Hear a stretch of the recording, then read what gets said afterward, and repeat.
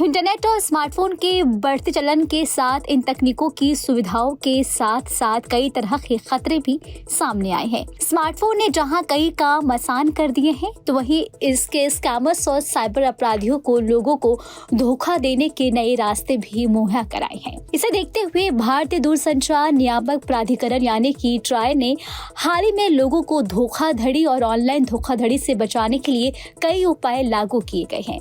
Try की तरफ से स्कैम और फिशिंग को रोकने के लिए लगातार नए फैसले किए जाते हैं।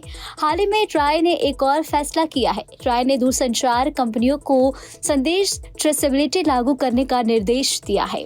इस बड़े फैसले की घोषणा सबसे पहले अगस्त में की गई थी, जिसमें वाणिज्यिक संदेशों और ओटीपी यानी कि वन टाइम पासवर्ड पर ध्यान केंद्रित किया गया था। ट्राई ओटीपी मैसेज की ट्रेसेबिलिटी को लागू करने के लिए टेलीकॉम कंपनियों के पास एक पहले 31 अक्टूबर तक का समय था, लेकिन प्रमुख दूरसंचार कंपनियों की मांग के बाद कंपनी ने इसकी समय सीमा 31 नवंबर तक बढ़ा दी थी।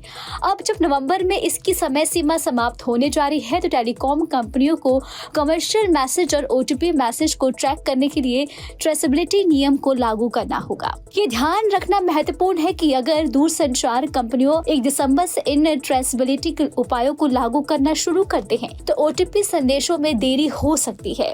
नतीजन अगर आप बैंकिंग या टिकट बुकिंग जैसी गतिविधियों में लगे हुए हैं, तो आपको अपने ओटीपी के लिए अधिक समय तक का इंतजार करना पड़ सकता है। जानकारी के लिए आपको बता दें कि 1 दिसंबर से ट्रेसेबिलिटी नियम को लागू करती है, तो इसमें ओटीपी मैसेज आने में समय लग सकता है। ऐसे में अगर आप बैंक या फिर रिजर्वेशन जैसा कुछ काम करते हैं, तो आपको ओटीपी पाने में समय लग सकता है। दरअसल ट्राई ने इस तरह का कदम इसलिए उठाया है क्योंकि कई बार फेक ओटीपी मैसेज के जरिए स्कैमर्स लोगों के डिवाइस का एक्सेस पा लेते हैं और इससे लोगों को भारी नुकसान होता है। ट्राई ने सभी टेलीकॉम कंपनियों को इसे सख्ती के साथ लागू करने का फैसला लिया है। ट्राई की पहल इस एहसास से उपजी है कि स्कैमर्स अक्सर व्यक्तियों के उपकरणों तक पहुंच प्राप्त करने के लिए नकली ओटीपी संदेशों का फायदा उठाते हैं, जिसके परिणाम स्वरूप महत्वपूर्ण वित्तीय नुकसान होता है। सभी दूरसंचार कंपनियों में इस नियम को लागू करके ट्राई का लक्ष्य उपभोक्ताओं को अधिक प्रभावी ढंग से सुरक्षित करना है। तो फिलहाल ये एक नियम है जो काफी अच्छा है और अगर ये समय पे काम करता है, तो इससे कई लोग हैं जो इस तरह की धोखाधड़ी और स्कैमर्स से खुद को बचा सकते हैं। फिलहाल इस खबर में अभी के लिए इतना ही। आपको हमारा वीडियो कैसा लगा हमें कमेंट करके आप जरूर बताएं और हमारे चैनल को सब्सक्राइब करना ना भूलें।